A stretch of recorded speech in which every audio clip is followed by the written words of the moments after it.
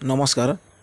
আজি আমি ভাৰতৰ ৰাজ্যসমূহৰ নাম, কেন্দ্ৰীয় শাসিত অঞ্চলসমূহ আৰু ইয়াৰ ৰাজধানীৰ বিষয়ে আলোচনা কৰিম।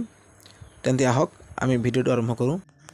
অন্ধ্ৰ প্ৰদেশ অমৰাৱতী, অৰুণাচল প্ৰদেশ ইটানগৰ, অসম দিছপুৰ, বিহাৰ পাটনা, ছত্তীশগড় ৰায়পুৰ, গোৱা পানাজী, গুজৰাট গান্ধীনগৰ, হাৰিয়ানা চণ্ডীগড়, হিমাচল প্ৰদেশ চিমলা, ঝাৰখণ্ড ৰাঁচী, কৰ্ণাটক বাংগালোৰ, কেৰেলা তিৰুৱনন্তপুৰম, মধ্যপ্ৰদেশ ভোপাল, মহাৰাষ্ট্ৰ মুম্বাই, মণিপুৰ ইম্ফল, মেঘালয় শ্বিলং, মিজোৰাম আইজল, নাগালেণ্ড কোহিমা, উৰিষ্যা ভুৱনেশ্বৰ, পঞ্জাৱ চণ্ডীগড়, ৰাজস্থান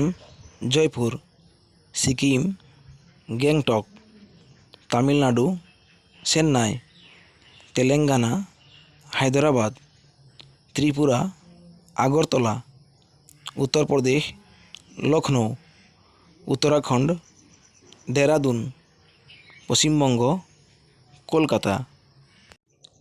কেন্দ্ৰীয় শাসিত অঞ্চলসমূহ: আন্দামান আৰু নিকোবৰ দ্বীপপুঞ্জ, পৰ্ট ব্লেয়াৰ, চণ্ডীগড়, দাদৰা আৰু নগৰ হাভেলী আৰু দমন আৰু দিউ, দমন, লাক্ষাদ্বীপ, কাভাৰাতি, দিল্লী ৰাষ্ট্ৰীয় ৰাজধানী অঞ্চল, দিল্লী, পুডুচেৰী, পণ্ডিচেৰী, জম্মু আৰু কাশ্মীৰ, শ্ৰীনগৰ, লাডাখ, লেহ। ভিডিঅ'টো ভাল লাগিলে লাইক, শ্বেয়াৰ আৰু কমেণ্ট কৰিব। আৰু যদি চেনেলটো ছাবস্ক্ৰাইব কৰা নাই তেনেহ'লে ছাবস্ক্ৰাইব কৰিবলৈ নাপাহৰিব। ধন্যবাদ।